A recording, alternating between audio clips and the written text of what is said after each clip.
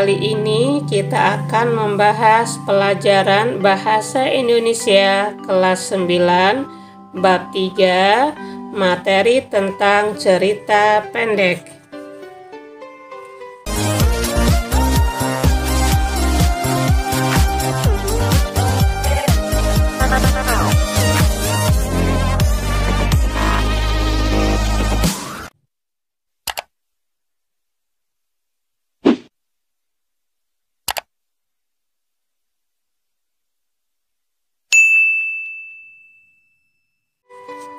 Sukakah kalian membaca cerpen? Dengan membaca cerpen, kita akan mendapatkan hiburan dan juga pengetahuan atau pendidikan. Nah, yang perlu kalian ketahui, kalian harus pandai-pandai memilih bahan bacaan, terutama cerpen yang bersifat mendidik.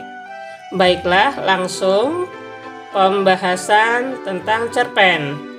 Cerpen adalah singkatan dari cerita pendek. Nah, sebelum kita mempelajari lebih lanjut tentang cerpen, perlu kalian ketahui apa sih pengertian cerpen? Cerpen adalah karya sastra berbentuk prosa yang mengisahkan sepenggal hidup tokoh yang mengalami peristiwa kehidupan penuh konflik.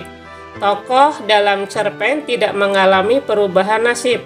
Cerpen merupakan suatu bentuk prosa naratif fiktif, artinya cerita yang berupa rekaan atau hayalan dari pengarang. Cerpen cenderung singkat, padat, dan langsung pada tujuannya dibandingkan karya-karya fiksi lain yang lebih panjang, seperti novela dan novel. Cerpen biasanya mempunyai kata yang kurang dari 10.000 kata atau kurang dari 10 halaman. Selanjutnya, yang perlu kalian pelajari dari cerpen adalah struktur cerpen atau bagian-bagian dari cerpen. Apa saja? Yang pertama adalah abstrak. Kemudian orientasi, komplikasi, evaluasi, resolusi, dan koda. Anak-anak, sekarang perlu kalian ketahui satu demi satu bagian-bagian atau struktur dari cerpen. Yang pertama adalah abstrak.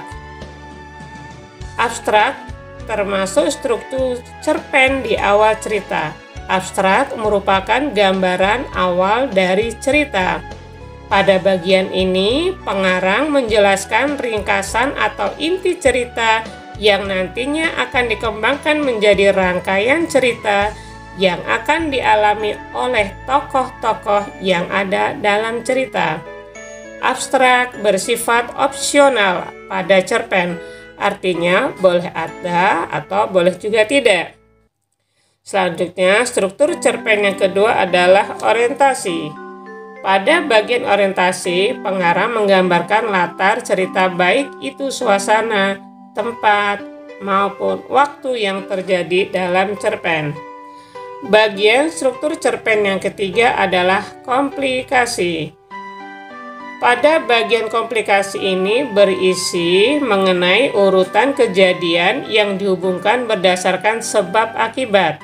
Berbagai kerumitan atau masalah akan muncul pada tahap ini. Karakter dan watak tokoh biasanya terlihat di struktur ini. Selanjutnya, struktur cerpen yang keempat adalah evaluasi. Setelah masalah mengalami klimaks atau puncak masalah, selanjutnya akan muncul penyelesaian-penyelesaian yang disebut dengan evaluasi. Pada tahap ini mulai terlihat penyelesaian dan pemecahan masalah. Anak-anak, struktur cerpen yang kelima adalah resolusi. Resolusi pada bagian ini pengarang akan memperlihatkan solusi dari berbagai permasalahan yang dialami. Kemudian pada bagian selanjutnya adalah koda. Koda merupakan struktur teks cerpen yang terakhir, yaitu koda adalah nilai-nilai atau pelajaran yang bisa diambil dari sebuah teks cerpen. Kode dalam cerpen bersifat opsional, sama seperti abstrak, artinya boleh ada, boleh juga tidak. Demikian pembelajaran kita kali ini tentang cerita pendek. Semoga apa yang disampaikan dapat dipahami dan dimengerti. Sampai bertemu kembali dalam pembelajaran bahasa Indonesia berikutnya. Terima kasih. Wassalamualaikum warahmatullahi wabarakatuh.